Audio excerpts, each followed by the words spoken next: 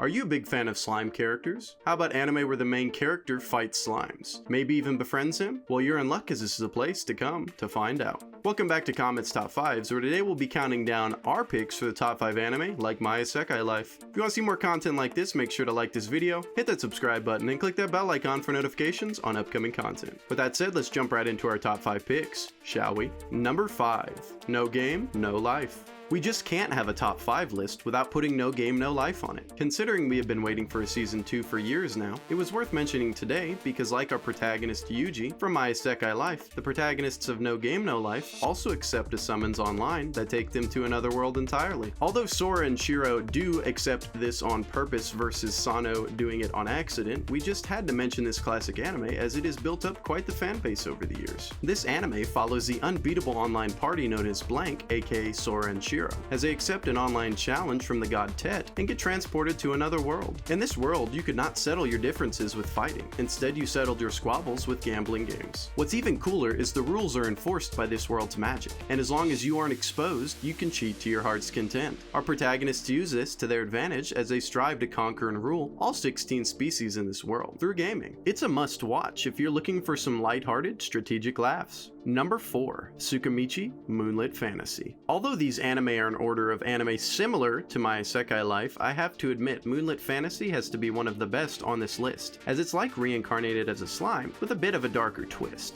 Funny enough, even though this was animated after Slime, its source material came first. We get to follow the adventures of Makoto Misumi, who accepts a summons to go to another world, as per the agreement the god made with his parents. Unfortunately, this sacrifice is met with disgust, as the goddess who summoned him found him to be too ugly, and threw him to the outskirts of her world. Luckily, the moon god of Earth blessed Makoto before sending him to the goddess, so over the show he becomes insanely OP.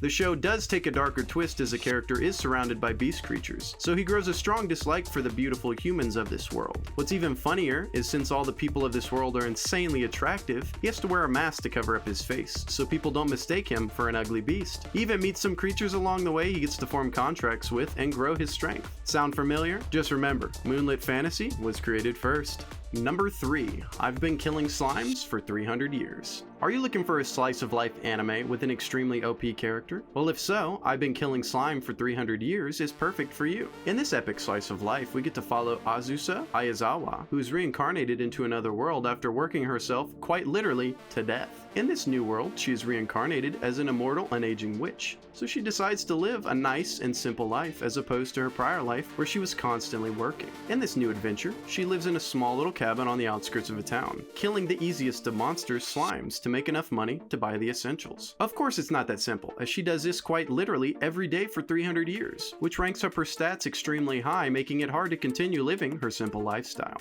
To add to that, with her not having many interactions in the outside world, she doesn't know how strong she really is, and that's super funny to watch, especially when she interacts with characters who would later become her friends as they realize her true power. I mean, let's be real. The first real fight she had was with a dragon who destroyed part of her cabin, and she wiped the floor with her. So much so that this dragon wants to become her maid and learn from her. It only gets crazier from there, so go give it a watch if it's piqued your interest. Number 2. Reincarnated as a Slime. Now I would be crazy not to put Reincarnated as a Slime on our list, as its main character is quite literally a slime monster who is reincarnated into a fantasy world after he died. Unfortunately, his death was not an easy one, but once Rimuru gets a handle on his new situation in this fantasy world, it's a continuous journey of friends, adventure, and fun, as Rimuru builds a nation safe for all monsters. What's so great about this anime is the fact that it not only has some badass fights between some badass characters, but it also has a lot of comedic elements that add to it to make it a quite enjoyable watch. Yes, Rimuru is working towards a goal of creating a safe place for monsters, but he also works towards a life where he can enjoy the simple things, and that really shines through with this anime as we follow his adventures. We even get to see Rimuru level up through the series, so much so that he's able to rival some of the demon lords of this world, and that is insane. Albeit Rimuru has a long way to go before rivaling the strongest of the demon lords, we just couldn't pass up the opportunity to put Reincarnated as a Slime on our list. Now we can't have a top 5 list without some honorable mentions.